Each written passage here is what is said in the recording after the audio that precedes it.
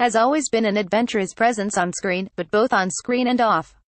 It felt like every project she appeared in had a cult following, from the films, directed by Sofia Coppola, and directed by Yorgos Lanthimos, and especially the zeitgeist-conquering HBO miniseries.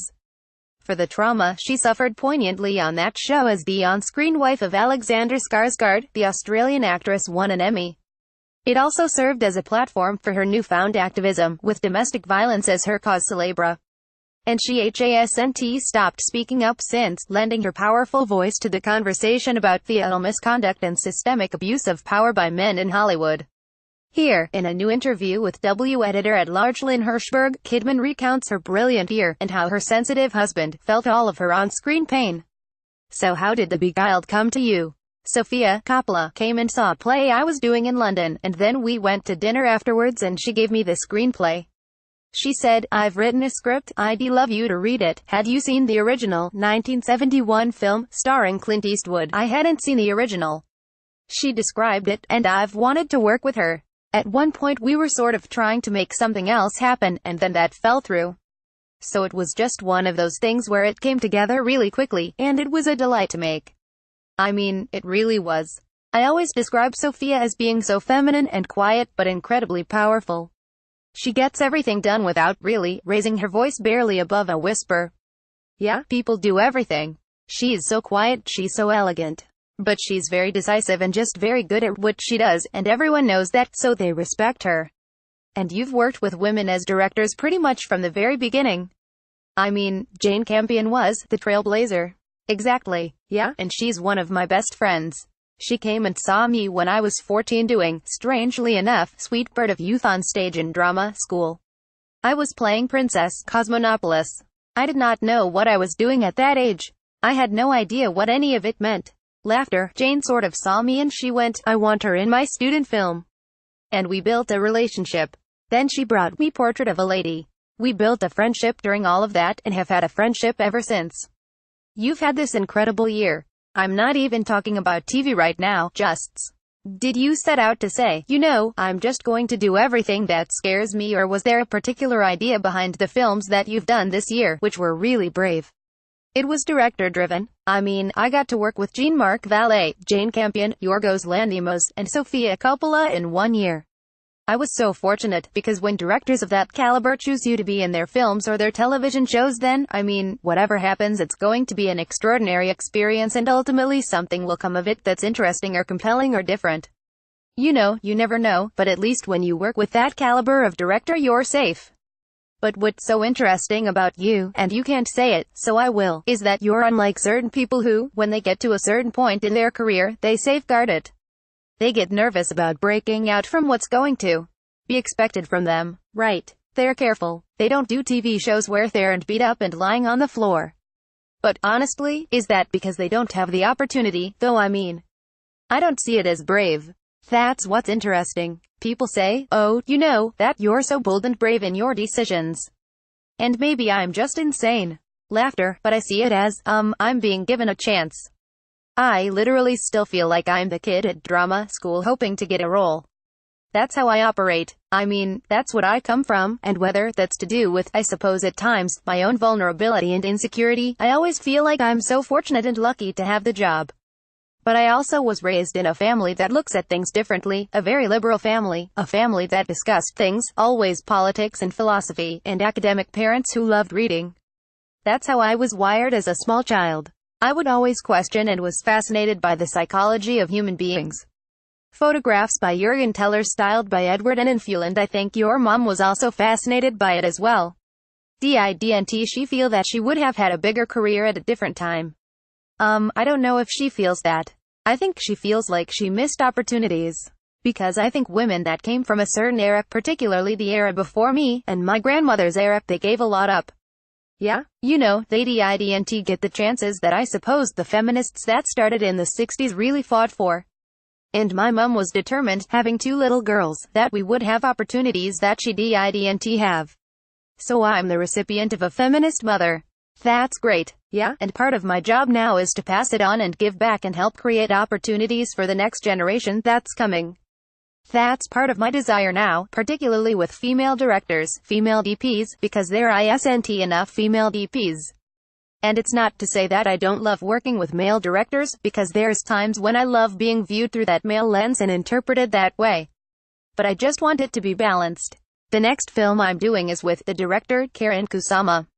Oh really? Yeah, so part of, walking the talk of committing to female directors, and I start that at the end of the year, and that's a pretty out there role. Laughs. Let's see if I pull it off.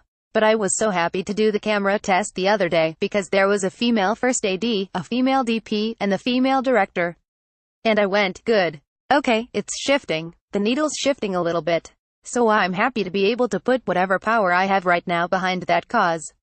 And I'm always the first to say, I'm the recipient of a really strong, gorgeous mother, but I'm also the recipient of a very strong, loving father. I had a great male figure in my life who helped to form me. And as much as I was raised by my mother, I was raised by my father, too. And to emphasize that is important right now, the need for the support of good men in society. We need that. You can't do it alone. So I love saying that I'm married to a really generous, kind, strong male. And Keith Urban, incredibly supportive of me and his daughters. When he watches you on film, does he have a hard time sometimes? Keith Urban is an artist. He did have a hard time when he watched the killing of a sacred deer. He saw it at the Cannes Film Festival and he was sort of hypnotized and shattered by it. Laughs. And when he watched Big Little Lies, he was disturbed. He says that when he hears me scream or cry from a certain place in my soul, it's almost like it goes straight into him and he has a visceral reaction immediately. Because his brain and his heart doesn't discern between acting and real life. They're the same sounds for him. It throws him. Well, I'm not married to you and it threw me. Laughs. Oh, but you are, Lynn. Laughs. In some cosmic sense. But honestly, when I watched that the last few episodes, it was hard for me to watch you go through that. But important, obviously. Important, but for me it was really disturbing. I get upset even when I go back into it.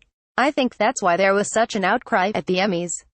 I don't even think it was the kiss itself, but the fact that he was the guy who was throwing you across the room in the show. Right. People have trouble separating reality from fiction. Right. There were times on that set when it was intense. But he and I communicated.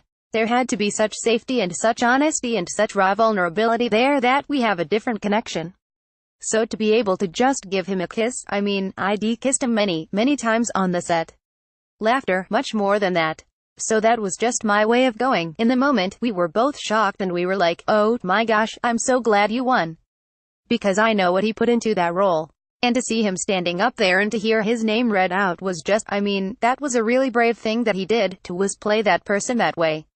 Totally. He never pulled back and he never never worried about how he was being depicted. He was just very honest and very true to what the story needed.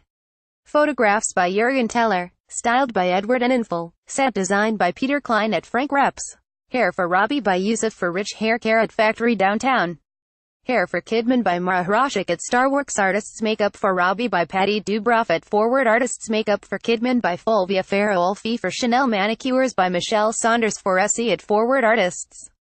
Alright, so let's ask some fun questions about you now. Okay, laughs. I get too serious, too heavy. What was your favorite Halloween costume ever? Oh, gosh. Well, Halloween's not a big thing in Australia. It's becoming bigger, but I didn't really grow up with it. But my first memory of Halloween was because I was born in the States. I remember a ghost, a sheet that my mom made with the eyes cut out.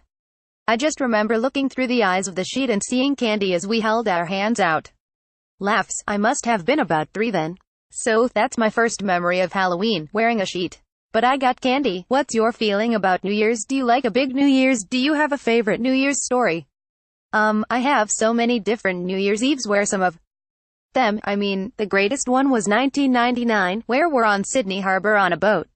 We were making Moulin Rouge, so Baz had sort of designed the whole party. And it felt like we'd invited all of Sydney. It went off. Laughter. It was one of the most legendary parties, if I say so myself. I remember dancing in some little tiny Dolce dress. I was very much into the role of Moulin Rouge at the time, with a snake.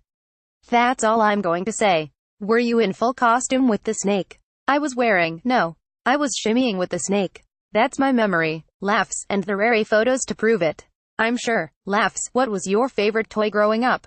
A Barbie. And that was to the chagrin of my mother, because, obviously, Barbies were not something she wanted me to have because they have the perfect form. Particularly at that time, they hadn't been sort of changed, so they were the sort of the thing that every feminist was like, no little girl should be playing with a Barbie. But I just wanted a Barbie. It was, like, I just want a Barbie because everyone else has a Barbie, right? Did your mom make clothes for it? You know, after a situation where I took a Barbie from the store and my mom made me take it back, she was like, "I'll buy my daughter a Barbie." So you actually stole one. I took a Barbie. I was a baby. I just wanted the Barbie. And my mom was like, "No, you're not allowed to have a Barbie." And then she realized, oh my gosh, I've got to buy her a Barbie. So, you know, I hung my head in shame and gave the Barbie back, and then my mom paid money for the Barbie. But my grandmother was the most beautiful seamstress and my mother is a beautiful seamstress, so they made me the most beautiful Barbie clothes you've ever seen in your life. I mean, gorgeous. Like embroidered and all little tiny buttons down the back. I mean, we're talking exquisite work. Which is where my love of fashion started. Did you keep anything? I've got a lot of those clothes still up in the attic. My mom keeps them.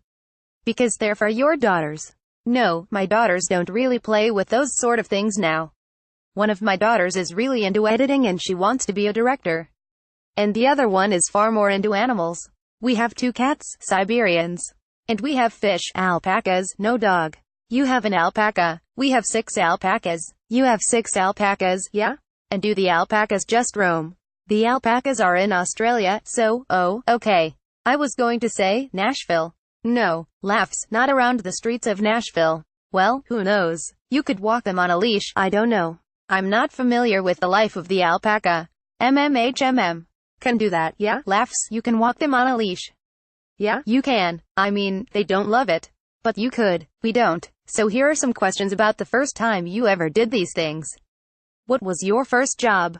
An usherette in Sydney. So you watched the plays. Yeah? Sesame Street Live. I was very excited. And it paid really well. Well, for me at that time. Where was your first date?